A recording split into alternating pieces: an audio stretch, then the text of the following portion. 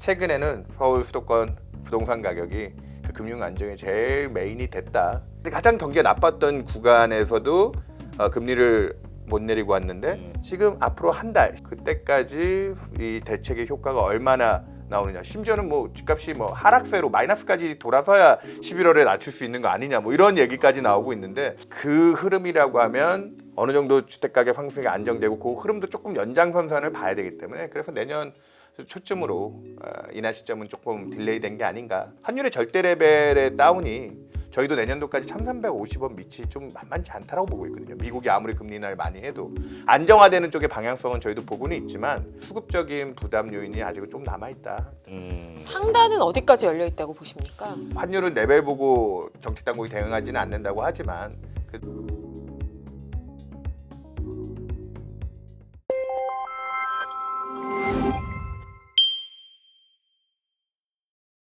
자, 일단 금통위 어떻게 보셨습니까? 한마디로 오늘 총재가 직접적으로 압축해서 한 말이 있었는데요. 인하 시기와 폭의 조정이 불가피하다. 원래대로 하면은 올해 하반기에 지금 안 좋은 경기였고 올해 여전히 한국은행은 1%가 채 되지 않는 성장률. 그냥 경기가 부진하죠. 네. 그렇기 때문에 지난 8월에 나왔을 때도 얘기 드렸지만 경기 때문에 금리 인하가 필요합니다. 금리 인하 시점을 점검합니다. 이제 곧 할 겁니다에 대한 시그널링을 굉장히 많이 줬거든요.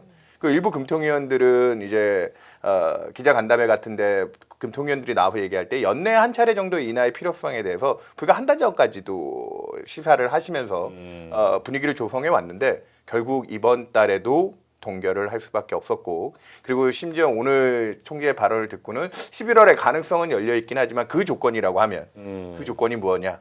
이놈의 서울 수도권 부동산 가격이 안정화되느냐. 이 부동산 때문에 지금 통화 정책은 이러지도 저러지도 못하는 약간 우물쭈물하다가 이럴 줄 알았다라는 그 유명한 묘비명처럼 통화 정책이 지금 좀 막혀 있다. 이렇게 보시면 될 것 같습니다. 그래서 오늘은 인하의 지금 기대라든지 이런 부분들이 상당히 후퇴하는 그런 쪽의 금통위로 이해를 하시면 될 것 같습니다. 예. 그러면 위원님께서 팀장님께서 보시기에는 네. 일단 올해 금리 인하는 물 건너 갔다 이렇게 느끼셨습니까?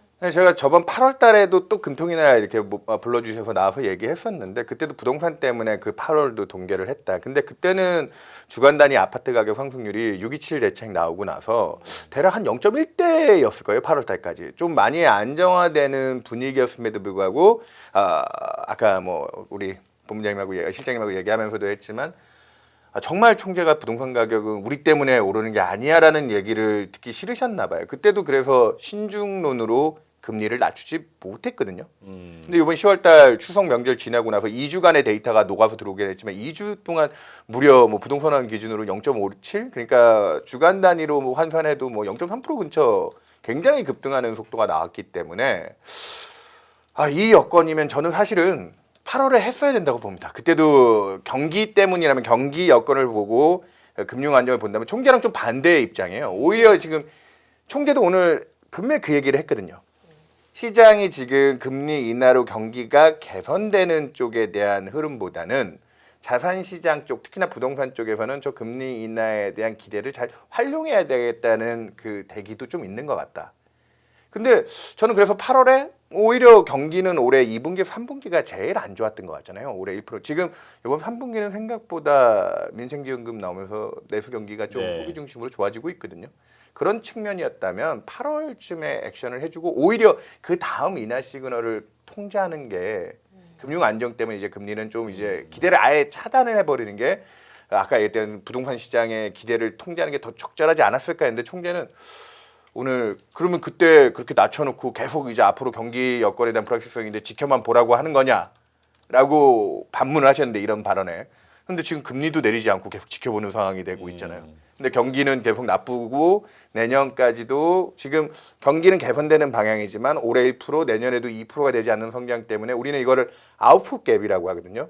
우리가 평균적으로 할 수 있는 잠재 성장률 대비 미치지 못한 구덩이가 파여 있는 상황인 거죠, 경제가. 네. 그걸 좀 메우기 위한 인하가 필요하다고 총재가 오늘도 항변하셨어요.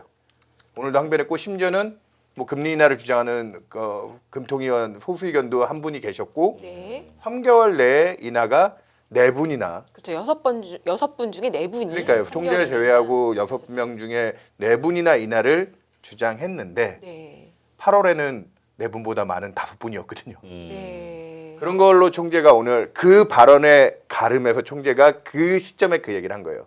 지금 부동산 시장의 금융 안정을 봐야 하니까 경기가 어려운 건 맞는데 인하 시기와 폭에 대한 조정이 불가피하다. 금통위원 안에서도 금융 안정에 조금 더 무게를 두는 금통위원까지 나왔으니 이 발언이 그 조건이면 앞으로 한 달 내에 부동산 가격이 좀 안정된다 할 때 8월 달에도 그렇게 대책 나오고 좀 안정 2달이나 지나서 안정되는 구간에서도 쉽게 내리지 못했던 금리를 11월에 과연 낮춰줄 수 있을 거냐. 연내 쉽지 않아진 것 같다. 저는 경기 때문이었으면 진작 낮추고 통제를 하는 방향이 맞았는데 이미 그런 타이밍은 좀 놓치고 지금은 오히려 부동산 쪽에 조금 더 포커싱해서 그게 안정되는 걸 확인해야 되니 저희 하우스는 내년 1분기 정도로 시점을 또 이연해서 예, 뭐 어쨌든 경기가 전체적인 큰 틀은 개선되는 방향이 맞긴 하지만 그래도 총재가 말했듯이 파인 구덩이를 메우는 과정에서 한 번 정도 인하는 실시할 수 있지 않을까 예, 그렇게 보고 있습니다. 원래 한국은행의 통화 정책의 목표는 물가와 성장 아닙니까? 그러니까 제일 중요하게 듀얼 맨데이트가 우리 통화 정책은 성장이라는 표현을 안 쓰고요. 네, 경기. 물가 다음에 금융 안정을 조금 그렇죠. 중시하고 있어요. 금융 안정. 금융 안정에서도 또 이제 거기서 뭐 이제 경기적인 여건이나 이런 것들을 좀 얘기했는데 미국처럼 뭐 듀얼 맨데이트 할 때 고용을 제일 메인으로 내세우지는 않고 있는데 하나 분야를 내세우지는 않고 있죠. 근데 그 금융 안정이 지금 뭐 거기는 환율도 들어갈 것이고 금융시장 뭐 지금 가격 지표들도 들어갈 것이고 하는데 최근에는 여러모로 서울 수도권 부동산 가격이 그 금융 안정이 제일 메인이 됐다. 예, 그렇게 볼 수밖에 없습니다. 아니 부동산 정책이 대출 규제를 이렇게 틀어 막아놨는데 네. 대출을 못 받는데도 금융 안정에 부동산 가격이 들어가는 게 맞습니까? 그러니까 저도 조금 그런 측면에서 저도 좀 고민이 있는 거예요. 왜냐면은 지금 부동산 쪽은 사실 제일 중요한 동력이 금리도 분명히 중요해요. 근데 아까도 얘기 드렸다시피 그렇게 금리 레벨보다는 사실 금리가 얼마나 또 낮아질 수 있냐. 지금보다 차입을 하는 것에 대한 비용이 떨어질 수 있다라고 사람들한테 기대를 주지 않는 게 더 중요하다고 하면 오히려 경제 여건이 안 좋았던 거에 초점을 맞춰서 그걸 낮추고 그리고 지금 또 통화 정책이나 정부의 전체적인 정책의 큰 방향성이 생산적 금융을 얘기하고 있잖아요, 사실은. 네. 그러니까 생산적 금융이라고 하면 이제 기업들을 지원하고 그런 쪽을 간다고 하면 지금 기업들이 투자 여건 확대하고 하는 쪽에서 놓고 보면 부동산은 지금 직접적인 유동성을 가계대출을 틀어 막으면서 조금 컨트롤 한다고 하면 사실은 통화정책은 그 외적인 걸 봐야 되는데 지금 당장 그래서 총재가 지금은 대출 증가가 중요한 게 아니에요. 대출 증가 속도도 지금 가계부채 쪽은 상당히 많이 잡히고 있지만 딱 집어서 원래는 가격 지표 하나만 보고 움직이지 않는다고 총재가 늘 강조해 왔는데 지금은 부동산 가격이 어느 정도 좀 안정성이 보여야 한다. 그래서 부동산 가격까지 아예 지목을 해서 콕 집어서 이제 거의 타겟팅을 해서 지금 얘기를 했기 때문에 그렇게 따지니까 그렇게 뭐 그러면 지금까지도 가장 경기가 나빴던 구간에서도 금리를 못 내리고 왔는데 지금 앞으로 한 달 11월 말이니까요. 그때까지 이 대책의 효과가 얼마나 나오느냐. 심지어는 뭐 집값이 뭐 하락세로 마이너스까지 돌아서야 11월에 낮출 수 있는 거 아니냐. 뭐 이런 얘기까지 나오고 있는데 모르겠습니다. 앞으로 한 달 동안 조금 그 여건을 지켜봐야 되겠지만 그 흐름이라고 하면 어느 정도 주택가격 상승이 안정되고 그 흐름도 조금 연장선상을 봐야 되기 때문에 그래서 내년 초쯤으로 인하 시점은 조금 딜레이된 게 아닌가. 근데 저는 인하 시점 딜레이되는 것도 중요하지만 총재가 올해 전체적인 경기 여건에서 조금 완화적으로 가져간다고 올해도 인하 시그널을 주면서 내년 상반기까지가 완화 경로라고 얘기했거든요. 네. 그래서 아까 얘기했던 인하 시기가 지연되면서 폭도 같이 좀 고민되는 것 같습니다. 올해 8월 달까지만 해도 시장에서는 아직까지는 그래도 금리 인하 해주면 네. 2%까지 한 2번 정도는 낮춰줄 수 있을 것 같아. 뭐 이런 쪽에 기대가 많았는데 오늘까지 동결되고 다음 달 인하까지 조금 쉽지 않겠다라는 인식으로 넘어가다 보니까 이창용 총재가 또 공교롭게 임기가 내년 4월까지시거든요. 이창용 총재가 있는 기간 동안 이제 네 차례 11월, 1월, 2월, 4월 달은 이제 말에 퇴임하시는 걸로 알고 있기 때문에 그 네 번의 회의 동안 두 번의 액션은 도저히 쉽지 않을 것 같다. 네. 그러니까 현재 이창용 총재가 얘기했던 통화 정책, 뭐 그 다음 총재도 또 연결선상으로 정책을 이어가시겠지만 뭐 연임을 하실 수도 있고 뭐 연결선상으로 하겠지만 폭은 이제 시장의 기대는 한 번은 가능할 거냐. 근데 오늘 일부 외국계들 리포트가 뭐 얼마 전까지는 뭐 우리나라 경기가 너무 나빠서 기준금리 1%대까지 그렇죠. 한국 금리가 더 뭐 1.75, 1.5까지 갈 수 있다라고 했던 한 회사는 최근에 이제 2.5에서 인하가 끝나고 내년 뭐 연말까지 아예 인하가 없을 것이다. 그런 쪽에 조금 근거는 뭐죠? 근거는 방금 얘기했던 금융 안정. 지금 아까 제가 말했던 거를 조금 더 확대해서 간 거예요. 뭐냐면은 경기가 그렇게 나쁠 때도 인하를 하지 못했는데 전체적으로 지금 오늘 총재가 또 강조한 게 경제 하방 리스크는 지금 미국하고 우리 이제 남아 있는 관세 협상, 뭐 한미, 미중 이 관세 협상들의 결과에 따라서 경제 하방 리스크가 있다고 하는데 이번 달 말에 에이펙 회의가 되게 그 분수령이 될 거로 보고 있잖아요. 네. 거기서 그 리스크만 배제된다고 하면 경기적인 하방 리스크 가장 큰 부분이 제외되는데 그러니까 아까 일부 외국계들에서는 그런 쪽에 기대를 자기네는 하고 있기 때문에 내년에 왜 금리를 낮춰야 되지? 경기는 GDP 갭이 분명히 아직은 마이너스지만 메꿔지는 과정. 지금 스스로 지금 민간 경제가 돌아가면서도 메꿔지고 정부가 재정 쪽에서 지원을 하면서도 부스팅 시키는 힘도 꽤 큰데. 그래서 지금 뭐 2.5%에서 아예 인하가 없을 것이다라는 콜도 이제 조금 적지 않게 이번 10월 달 들어오면서부터 늘기 시작하고 있다. 그렇게 보시면 될 것 같습니다. 네. 제가 8월 달에 그때 기준금리가 저는 2.25에서 끝날 거라고 할 때 저는 그때는 약간 매파적인 입장이었거든요. 아까 얘기했다시피 금융 안정도 봐야 되지만 지금 전체적인 경기 부양의 스탠스는 하는이 아니라 사실은 재정 정책이 맡아가고 있기 때문에 경기가 바닥치고 돌아가는 국면에서 하는이 한 번 정도 보조를 맞춰주는 게 맞지 않을까. 그 정도에서 저는 한 번 이나에 끝일 거다. 그때 2.25는 그 국내 애널 중에 아마 제가 조금은 매파적인 뭐 전체적인 의견은 2%까지 낮출 거다라는 쪽에 무게중심이 좀 많았습니다. 근데 지금은 2.25가 컨센서스가 되는 쪽으로 좀 분위기가 전환되고 있다. 이쯤에서 저희가 또 이 팀장님께서 확실히 맞추신 걸 또 강조를 안 드릴 수가 없네요. 정확하게 기억하는 게 또 문 팀장님 좀 죄송하긴 하지만 팬이 많으신 문홍철 팀장님과 같이 나오셨을 때 문 팀장님께서는 1%대 가야 된다라고 하셨고 갈 수 있다라고 하셨는데 팀장님께서는 아닌 것 같다. 2%대 뭐 이 정도면 된 것 같다. 이렇게 좀 말씀하셨던 네, 기억이 사파와 나네요. 정파의 항상 대결로 많은 관전 아직까지는 포인트를 주시는데 정파가 우세로 가고 있는 상황입니다. 문 네. 팀장님 이거 보시면 기분 나쁘실까요? 네. 네. 또 이번 달에 관세 협상이 정말 생각보다 또 난항을 겪게 되면 다음 11월 달에 금리 인하를 할 수도 있습니다. 근데 네. 오늘도 장중에 루머가 있었어요. 뭐 기자회견 중에 총재 기자회견 중에 한 기자가 직접 거론도 했는데 미국과 뭐 8년간 분납으로 맞아요. 연 250억 달러 정도 그 금액도 적은 건 아니고 그 뉴스 플로우도 또 루머다 아직 확정된 게 아니다. 우리는 그거보다는 조금 더 낮춘 금액을 얘기하고 있다. 뭐 여러 썰이 있긴 했는데 그렇게 돼서 좀 실질적인 합의점을 도출할 수만 있다고 해도 합의점만 타협만 본다고 해도 사실 이번 에이펙 회담 때 아까 얘기드렸다시피 경제 하방 리스크 쪽은 좀 많이 커버되는 쪽 그런 것 치고 오늘 환율이 조금 많이 올라서 조금 의아해 하시는 분들이 있었는데 누구는 금리를 안 내려줘서 환율이 오른 거냐?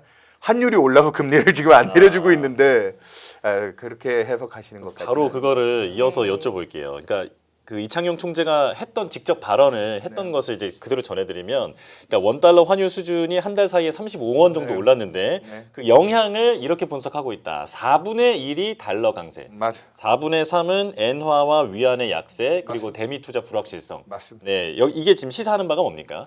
그러니까 진짜로 지난 뭐 달러 미국이 5월 6월 달까지 금리 인하 기대가 조금 주도력으로 가져갈 때는 그때까지는 달러 약세 그리고 이제 그때 무역 분쟁에 대한 노이즈 때문에 달러 기피도 좀 있었기 때문에 그렇게 가다가 결국은 또 이제 뭐 전체적인 관세 협상이 타협을 본다. 그리고 미국 금융시장의 안전성, 미국 주가도 오르기 시작하고 뭐 그런 쪽의 분위기로 전환하면서 달러가 좀 지지되기 시작한. 그리고 미국의 통화 완화 기대들을 지금 선도금리나 이쪽에서 많이 녹여왔어요.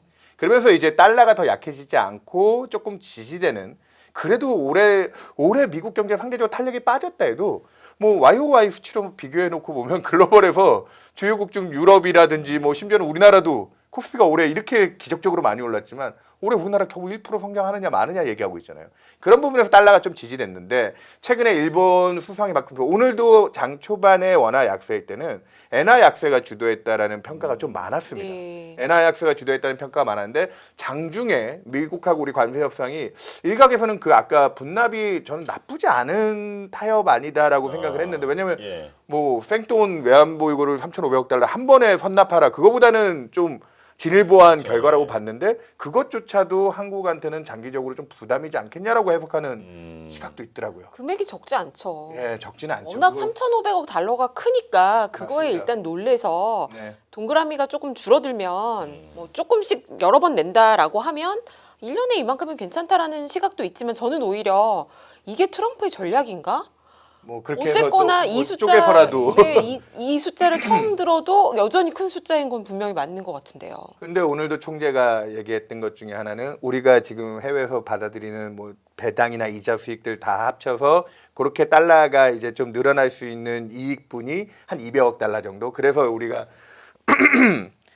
직접 조달을 달러 유동성을 조달한다면 그 정도까지는 국감 때 여력이 된다 했는데 그 정도 수준에 전 부합한다고 봐서 좀 긍정적으로 해석했는데 장중에 이제 주가 지수가 그 뉴스가 떴을 때 주가 지수도 플러스 반전까지 했었어요. 그때까지는 환율이 엄청 많이 밀리진 않았는데 갑자기 그게 또 루머다. 그게 아직 합의 본 게 아니다면서 주가 지수도 다시 꼬꾸라지기 시작할 때 환율이 1,440원까지 더 치솟더라고요. 그때는 엔화보다도 우리 원이 더 약해지는 모습을 보였기 때문에 분명히 이번 달 말에 이제 남아있는 관세 협상에 대한 불확실성이 지금도 원달러 환율 쪽에서는 국내 투자자들은 원을 풀지 못하고요. 오히려 또 아직도 미국 주식 하신다고 열심히 나가고 계시죠.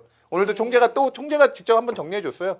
외국인들이 그동안 뭐 지난 한 분기 동안 우리나라 주식 산다고 엄청 들어왔는데 네. 우리나라 국민들 화학개미들이 그 힘보다 4배의 힘으로 더 지금 미국에 투자로 나갔기 때문에 그런 쪽에서의 환율의 취약성은 아웃플로가 아직도 많죠 사실은. 그래서 지금 협상하고 나서도 미국에 지금 어떻게 달러를 지불해야 될지 그 이제 달러 유동성을 전환하는 방법에 대한 방법론적인 문제가 하나 있고요. 그 다음에 앞으로도 해외 투자에 대한 이 열기가 얼마나 계속 지속이 되느냐가 이 협상을 보고 원달러 환율이 일시적으로 안정될 수 있지만 환율의 절대 레벨의 다운이 저희도 내년도까지 1,350원 밑이 좀 만만치 않다라고 보고 있거든요. 미국이 아무리 금리 인하를 많이 해도 안정화되는 쪽의 방향성은 저희도 보고는 있지만 그런 수급적인 부담 요인이 아직은 좀 남아있다 그렇게 보고 있습니다. 상단은 어디까지 열려 있다고 보십니까?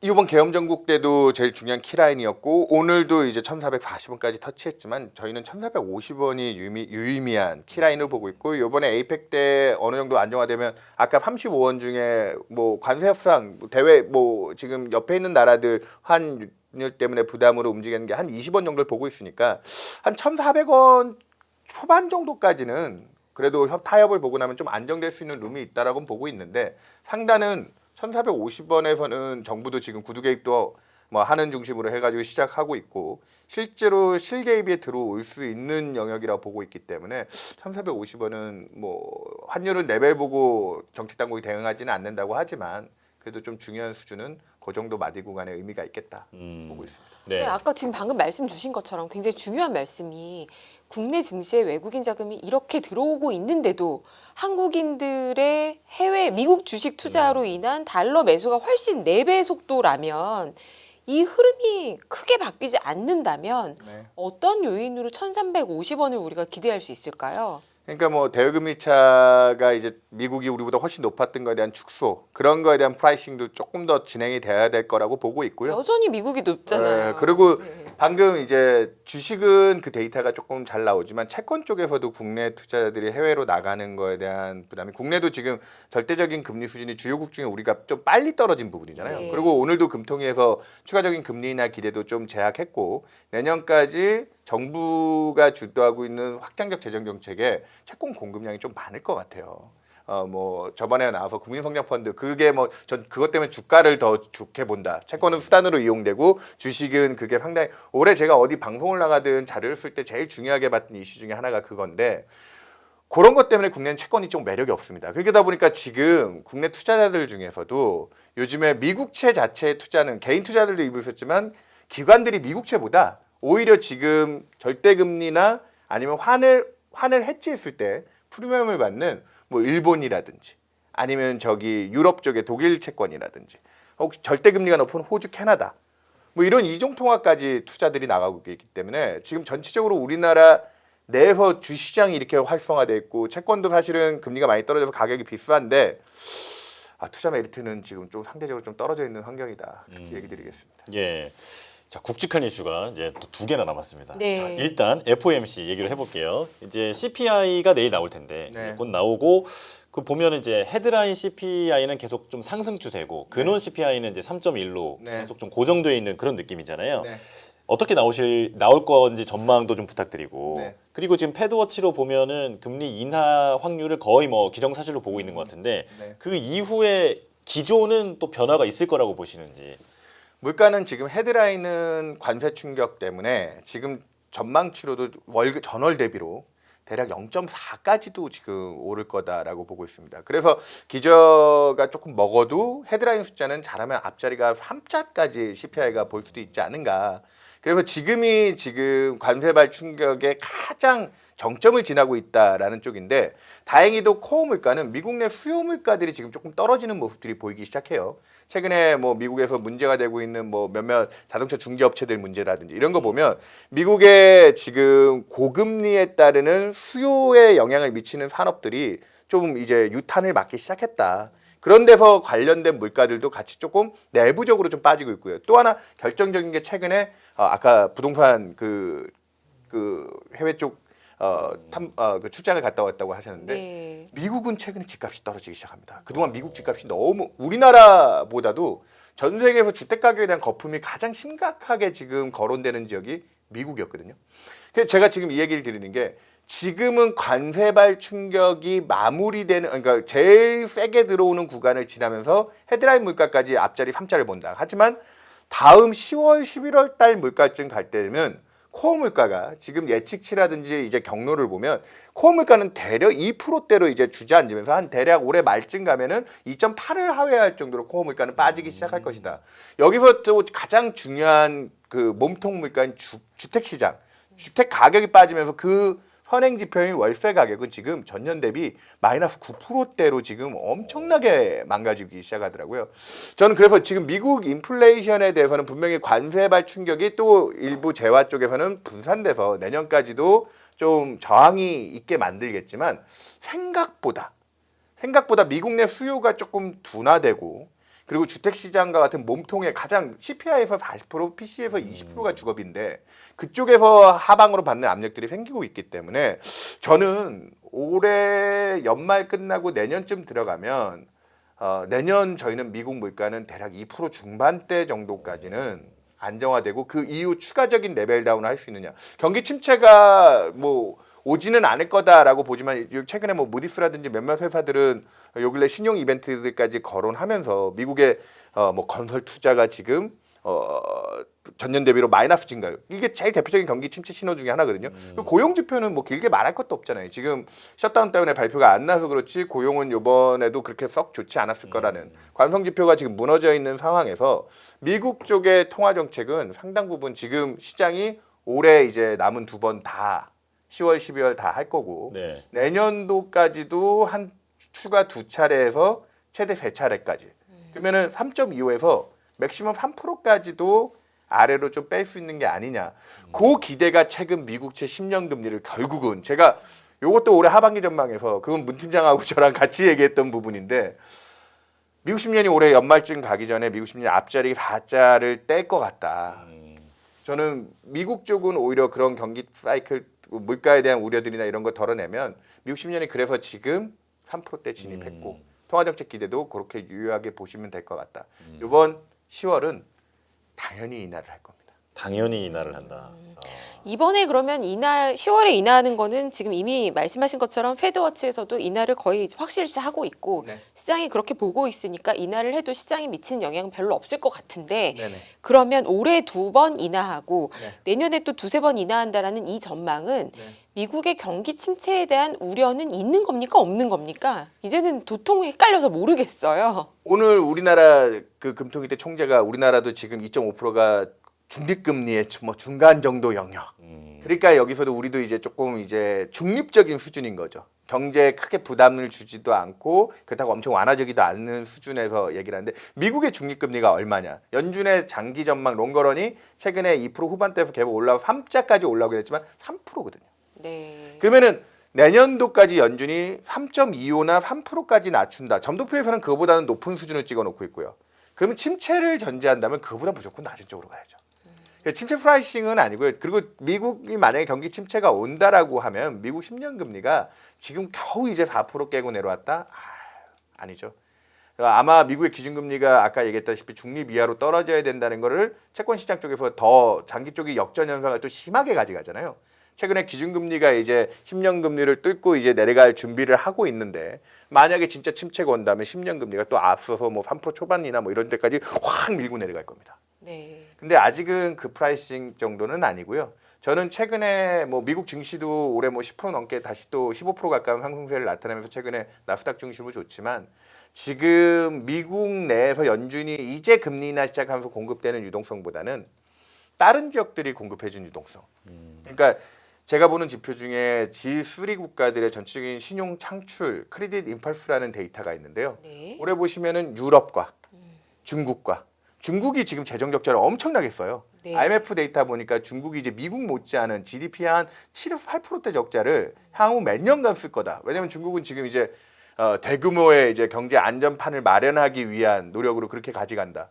거기서 공급되는 유동성이 사실 무시할 수는 없을 겁니다. 그 힘들이 또 미국 쪽으로 많이 흘러 들어갈 거라고 보고 있고요.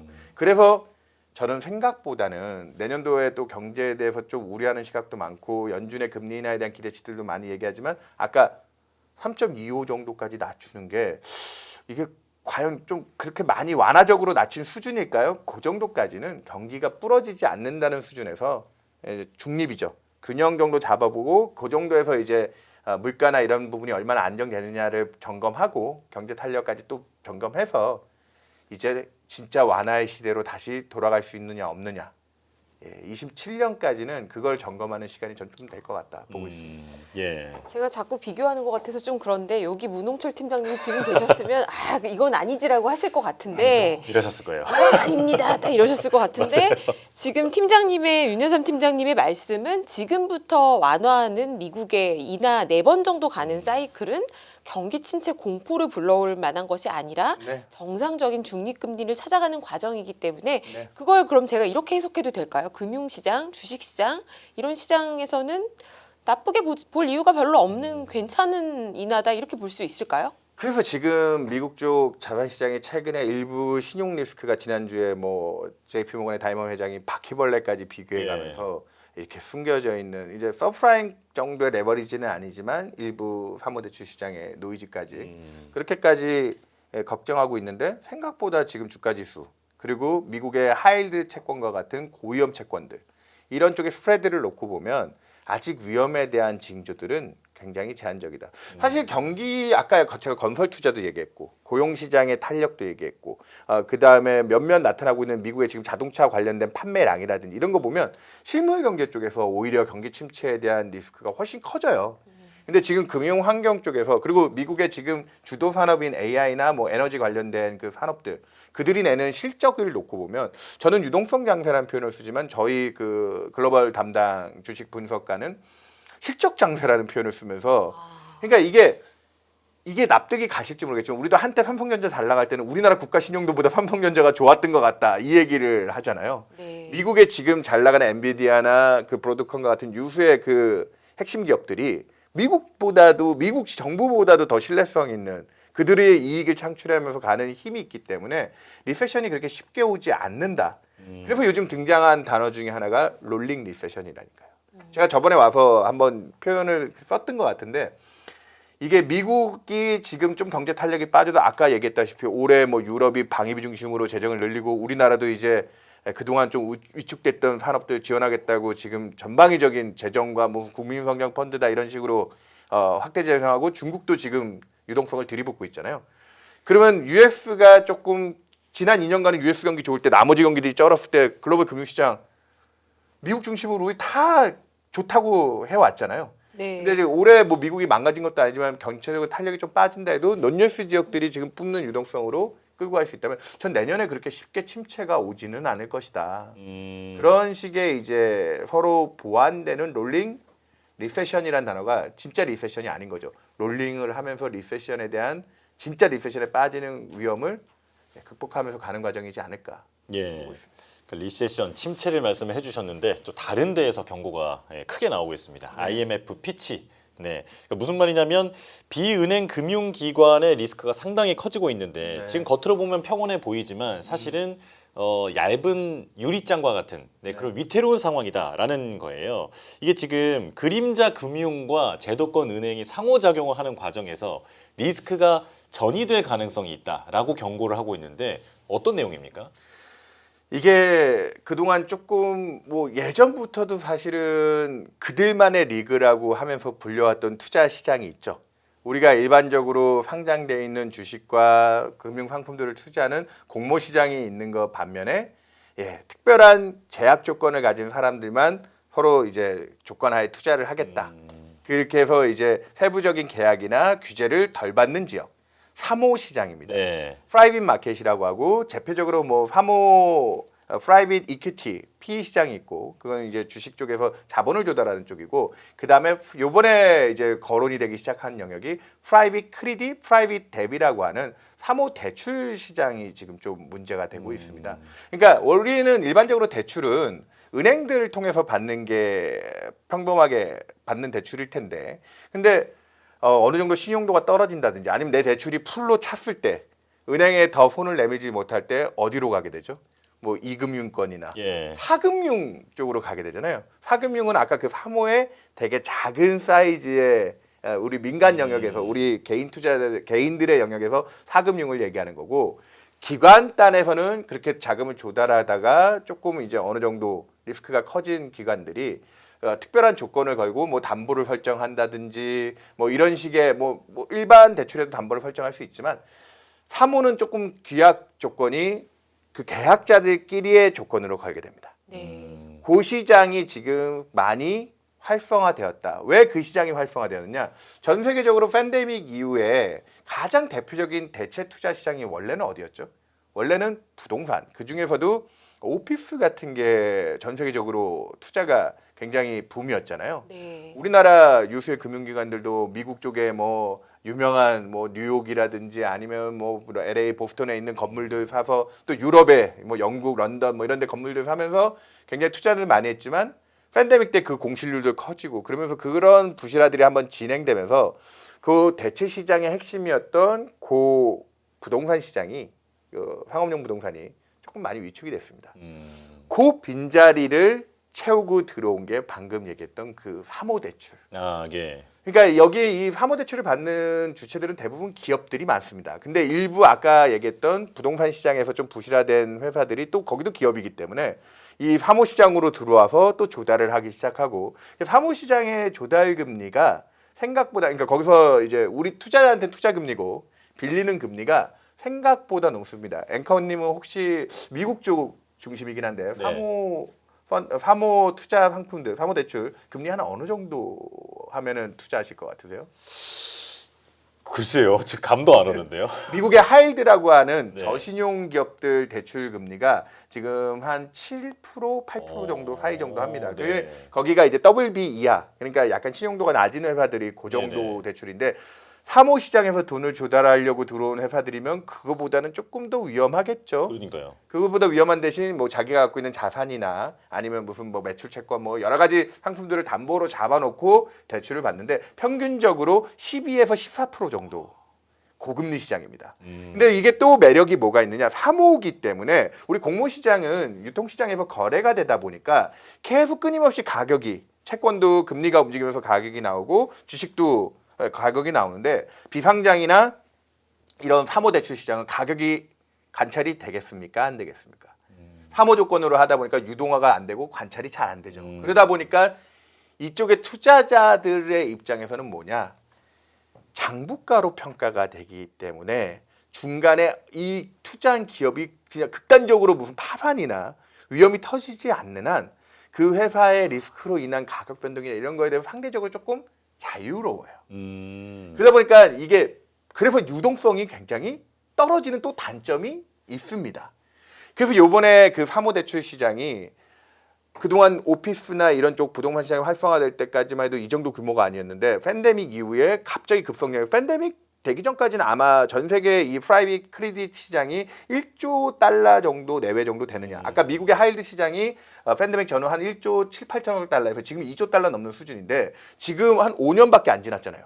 지금 규모가 얼마가 됐는지 아세요? 2조 달러를 지금 돌파하고 있습니다.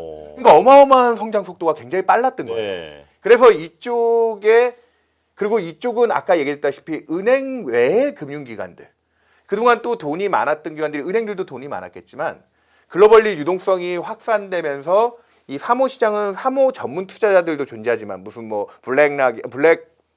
블랙스톤이나 KKR이나 무슨 뭐 유명한 사모 펀드들이 있죠. 베인컴퍼니 뭐 이런 회사들이 있는데 그런 회사들 말고도 우리나라도 보험사들이 가끔 뭐 약관 대출이라든지 뭐 여러 가지 뭐 그런 유동성 잡아서 이금융권에서도 대출들을 하거든요.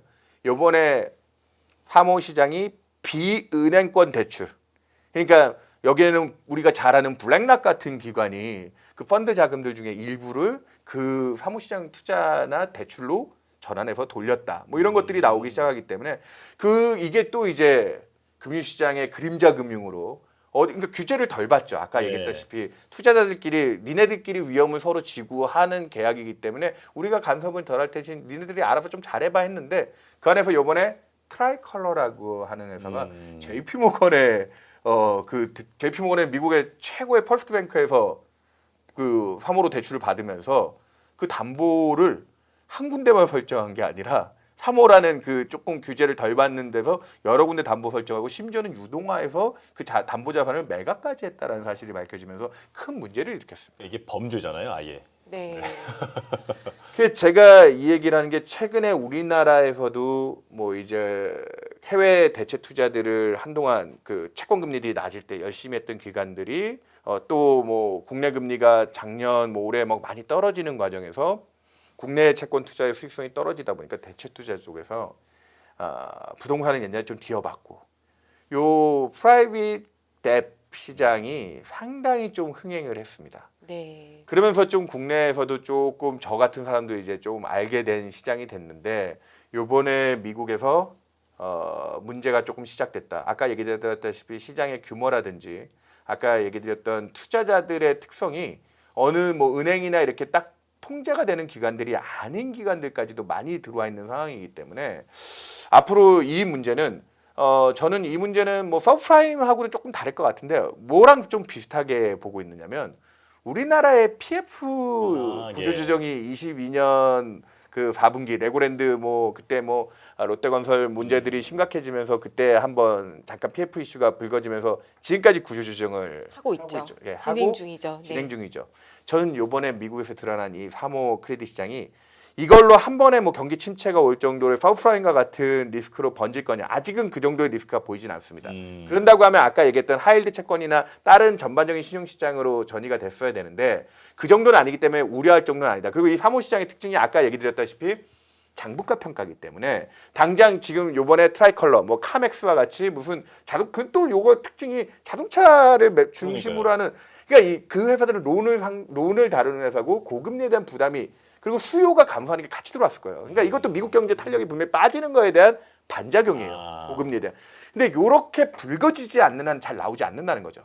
그래서 저는 우리도 PF 문제 계속 좀 우리 경제 건설 투자를 잡아먹으면서 좀 악재로 끌고 왔지만 그래도 한 번에 이게 그 혼란이라고 하는 뭐 침체가 유발될 정도의 뇌관이 되지는 않았잖아요. 그래서 지금 제가 길게 설명드렸는데 시장의 전황이나 아까 얘기 드렸던 뭐 일부 투자자들의 성격들. 근데 이걸 투자하는 기관들이 우리나라에서도 가장 자금 여유가 있고 튼튼한 기관들이 그것도 또 투자 구성들도 좀 만기를 다양해서 했기 때문에 한 번에 심각하게 뭐 뭉쳐서 사고가 일어나진 않을 거다라고 보고 있지만 상당 기간 앞으로 글로벌 금융시장에서 이런 그 다이먼 회장이 얘기했다시피 바퀴벌레를 좀 청소해야 되는 시간은 필요해지지 않았나. 내년에도 이 역할까지 해서 내년에 연준의 금리 인하의 필요성. 그러니까 요번에 저는 추석 명절 때 가장 중요하게 봤던 뉴스가 그거였거든요. 전미경제학회 나베에서 파월 의장이 요번 조만간 연준의 자산 축소 QT가 멈출 수 있겠다. 그거는 네. 문홍철 팀장이 늘 주장했던 부분인데, 그렇죠. 근데 문홍철 팀장이 QE를 한다고 하셔서 네. 그러긴 했지만 중요한 건 QT 정도는 저든 QT 정도는 이제 연내 잘하면 중단할 수 있다 정도를 얘기했는데 그 시점이 잘하면 이번 10월 FOMC에서도 조금 거론이 될 수 있지 않을까.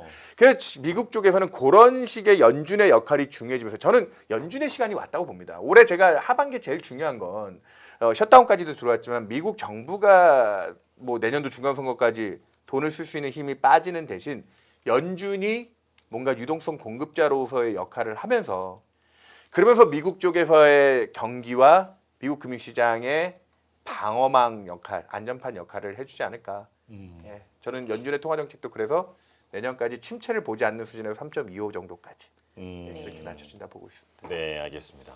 자, 지금 1분 1초도 허투루 들을 게 없는 허투루 들으면 안 되는 그런 소중한 시간을 말씀을 해주셨는데요. 여기서 팀장님과 인사드리겠습니다. 윤여삼 메리츠증권 투자전략팀장과 함께했습니다. 고맙습니다. 네, 감사합니다. 감사합니다.